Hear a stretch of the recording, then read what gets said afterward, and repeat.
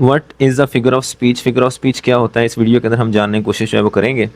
सबसे पहले डेफिनेशन देखते हैं। कहता है figure of speech is a word और फ्रेज़। कहता है जो फिगर ऑफ स्पीच है ये कोई वर्ड होगा लैंग्वेज के अंदर या कोई फ्रेज़ होगा, यूज्ड जो इस्तेमाल किया गया होगा in a non literal way, non literal way के अंदर।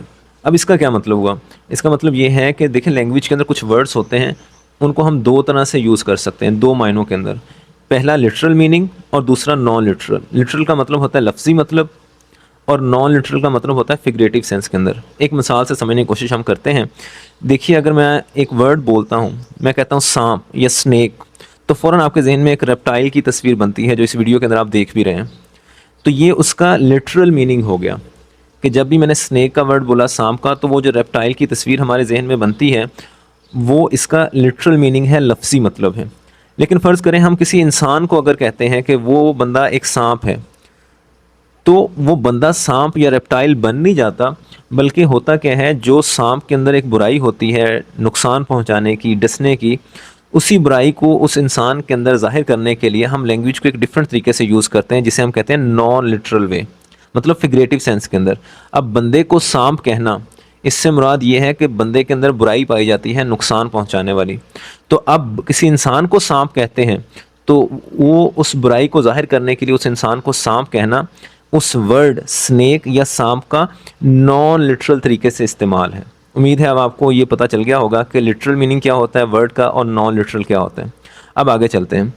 अच्छा, ये नॉन लिटरल वे यूज़ क्यों किया जाता है? To create particular effect, language के अंदर एक ख़ास किस्म का इफेक्ट कायम करने के लिए। वो इफेक्ट्स कौन से हो सकते हैं? सच एज एम्फसिस, मतलब बात के ऊपर जोर देने के लिए भी हम यूज़ कर सकते हैं। दूसरे नंबर पर विविड इमेजरी, जहन के अंदर कुछ तस्वीरें, मतलब जो पढ़ने वाला है, जो रीडर है, वो उस लाइन को पढ़कर जिसमें फिगर ऑफ स्पीच यूज़ किए गए हैं उसके जहन के अंदर कुछ तस्वीरें जो हैं वो पैदा हो जाती हैं, कुछ इमेजरी कायम हो जाती है, तो ये भी एक पर्पज़ होता है। तीसरा इमोशंस क्रिएट करने के लिए, और चौथा ब्यूटी इन लैंग्वेज, लैंग्वेज को ब्यूटीफाई करने के लिए, उसको खूबसूरत बनाने के लिए भी जो है फिगर ऑफ स्पीच का इस्तेमाल जो है वो किया जाता है। अब यहाँ तक इसकी डेफिनेशन, उम्मीद है आपको डेफिनेशन समझ आ गई होगी। इसकी कुछ एग्जांपल्स देखते हैं। एग्जांपल नंबर 1 है ही फाउट लाइक अ लाइन, वो शेर की तरह लड़ा। अब अगर फ़िक्र के ऊपर गौर करें तो इंसान शेर की तरह लड़ नहीं सकता, मतलब इंसान पिस्टल यूज़ कर सकता है, शेर नहीं यूज़ कर सकता। शेर जो है पंजे का इस्तेमाल कर सकता है लेकिन इंसान नहीं कर सकता। तो असल बात है क्या यहाँ पर? देखिए यहाँ पर उस इंसान के अंदर और शेर के अंदर जो चीज़ कंपेयर की गई है वो है बहादुरी, ब्रेवरी का एलिमेंट है। मतलब वो इंसान जो है वो लड़ा है वो शेर की तरह, जिस तरह शेर बहादुरी के साथ लड़ता है, इसी तरह वो इंसान भी उसी बहादुरी के साथ जो है वो लड़ा है। तो इसमें वर्ड लाइक का यूज़ किया गया है, ये सिमिली कहलाती है। सिमिली क्या होती है? मेटाफर। इसको आगे चल के हम डिटेल के साथ भी पढ़ेंगे, लेकिन फिलहाल यहाँ पर एक एग्जाम्पल के तौर पर। अब एग्जाम्पल नंबर 2 देखिए, the classroom was a jungle. Classroom एक जंगल था। अब यहाँ पर मेटाफर यूज़ किया गया है। अब देखिए क्लासरूम एक जंगल था। अब क्लासरूम को जंगल कहने से वहाँ पर कोई जानवर नहीं आ जाएंगे, वहाँ पर कोई जो है वो शेर नहीं आ जाएगा, चीता नहीं आ जाएगा, इस तरह से करके।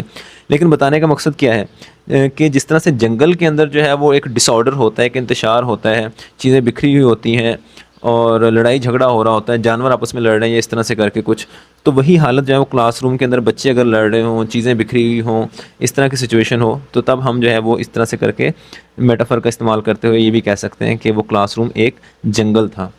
तो ये हमारे पास दूसरी एग्जांपल थी। उम्मीद है आपको इस वीडियो के अंदर फिगर ऑफ स्पीच की समझ आ गई होगी।